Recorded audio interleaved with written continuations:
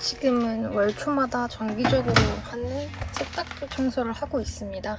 학기가 시작하려면 시간이 꽤 남아서 여유롭게 욕실 청소도 해보려고 날을 잡았는데요.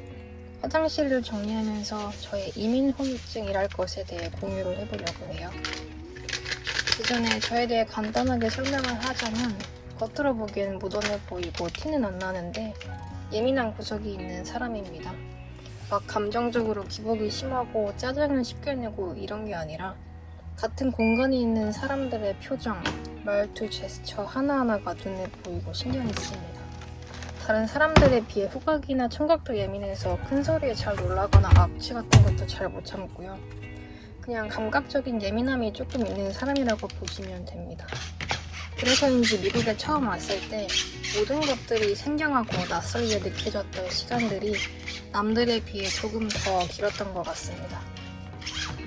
작년 처음 미국에 발을 들였을 때를 생각하면 그때와 지금의 제 자신이 너무나 다르더라고요.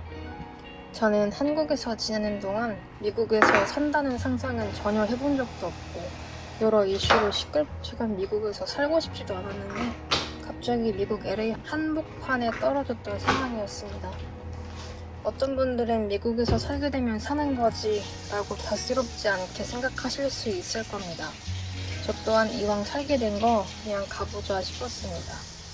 그런데 문제는 한국에서 미국의 치안이 좋지 않다는 말들을 접하면서였어요. 미국에서 아직 가보지도 않았는데 만약 정말 치안이 심각하면 어떡하지란 불안이 저를 사로잡았었습니다. 그런 생각을 한창 가질 때쯤에 미국에서 발생한 총기 사건을 보도하는 미디어에 자꾸만 눈이 갔고 저의 유튜브 알고리즘은 미국의 마약 사용 실태, 인종차별, 노숙자 문제, 총기 난사 등과 관련된 영상들을 노출하기 시작했습니다. 그러다가 우연히 보게 된 게 미국 경찰의 바디캠을 번역해서 보여주는 유튜브 채널이었어요. 보디빌더처럼 덩치 좋은 경찰이 무장을 했음에도 범죄자들한테 공격을 받고 다치거나 사망하는 경우를 보면서 저의 불안은 몸집을 불려갔습니다. 만약 미국에서 갑자기 노숙자가 튀어나와서 칼을 들이밀면 어떡하지? 만약 내가 쇼핑몰에 있는데 누군가 총을 갈게 되면 나는 죽는 건가? 이런저런 걱정이 꼬리를 물다가 미국에 가야만 하는 날이 다가왔습니다.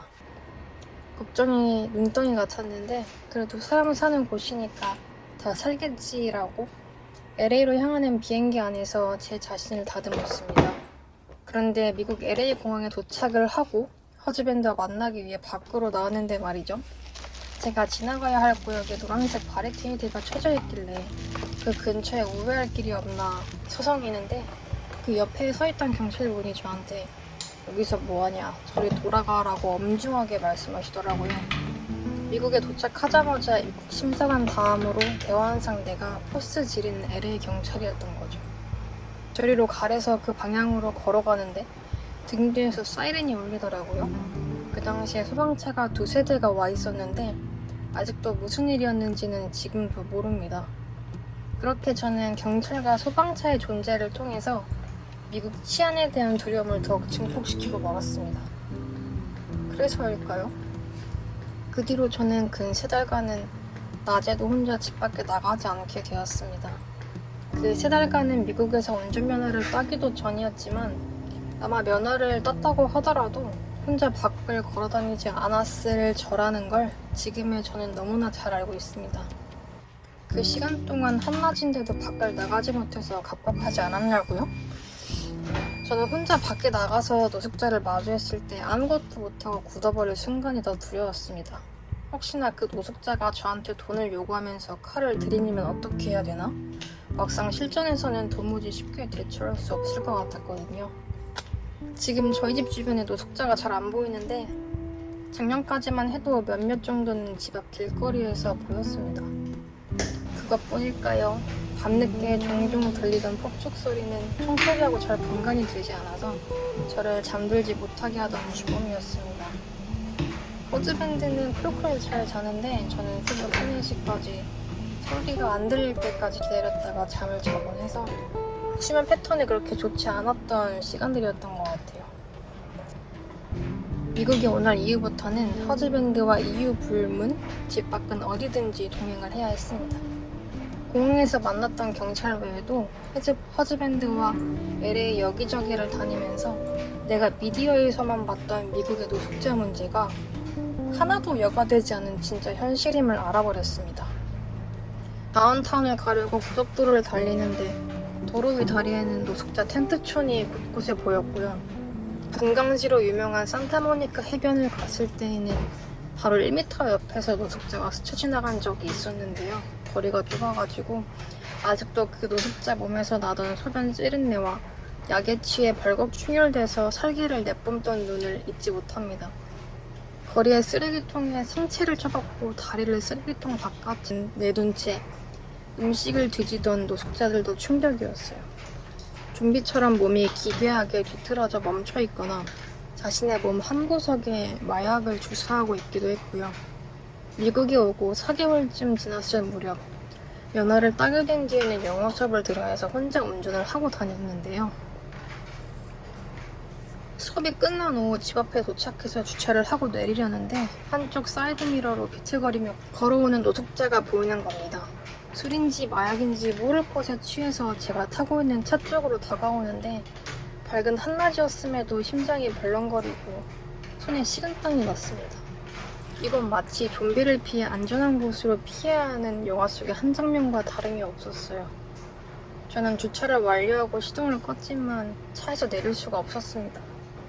그 노숙자가 제가 탄 차를 지나서 골목 끝까지 걸어가는 걸 확인한 후에 재빠르게 차문을 잠그고 집으로 뛰어들어왔습니다. 학교를 다니던 정신이 없는 와중에도 잊을만 하면 노숙자를 길거리에서 마주하거나 뉴스에서 대문짝만하게 보도되는 총기 난사 사건을 접하거나 뭐 이런 식의 불안이 도졌다가 사그라들었다가 했었던 1년을 보냈던 것 같네요. 아마 그때의 습성이 지금까지도 남아서 미국에선 집 밖을 나가지 않아도 3, 4일은 거뜬한가 싶습니다. 그러다가 차츰 미국 생활에 적응을 하기 시작한 것 같아요. 위험한 동네가 어디이고 거기는 최대한 피해야 하고 안전한 곳 위주로만 다니면 크게 문제가 될 일이 없다는 걸 무의식적으로 받아들였던 것 같습니다. 아무래도 계속 살아야 하는 곳이니까 적응을 위해서 제 뇌가 선택을 내렸던 거겠죠? 미국에 처음 왔을 때는 다운타운 근처에 관광할 게 많으니 자주 갔었다가 그 뒤로는 자주 가게 되지 않으면서 다운타운의 수두룩한 노숙자들을 보게 되지 않아서 그런가 싶고요. 또 학교에 나가면서 저와 비슷한 상황에 놓인 친구들을 여러 사귀었는데요. 그 친구들은 큰 걱정하지 않고 LA 생활을 즐기고 있다 보니까 제가 너무 과한 걱정을 했나 싶더라고요. 지난 1년간 미국에 사는 여러 사람들에게 들은 정보와 생각들을 종합해 봤을 때 나는 그나마 안전한 동네에 살고 있기에 미디어에서 접하던 사건들은 흔히 경험하지 않겠다가 결론이었습니다. 그래서 지금은 한낮에 혼자 밖에 나가 있어도 불안하지 않게 되었어요. 저녁에는 절대 혼자 안 나가지만요. 절대로 긴장을 늦추며 살고 있는 건 아닙니다. 저의 레이더는 늘 작동되고 있어요. 특별한 상황이 아니면 밤늦게 밖에 있는 상황을 만들지 않으려고 노력하는 것 뿐이에요. 앞으로 시간이 더 흘러도 밤 9시 이후에는 되도록 집안에 있는다를 철칙으로 삼고 미국에서 살아가지 않을까 싶습니다. 미국에서 오시는 분들 중에 저 같은 분들이 계실지 모르겠네요.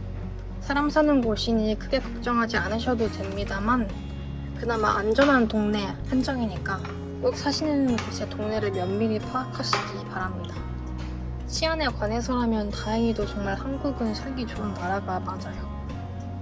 이상, 이제는 밤에 멀리서 폭죽 소리가 들려도 잠을 잘 자는 사람의 이야기였습니다.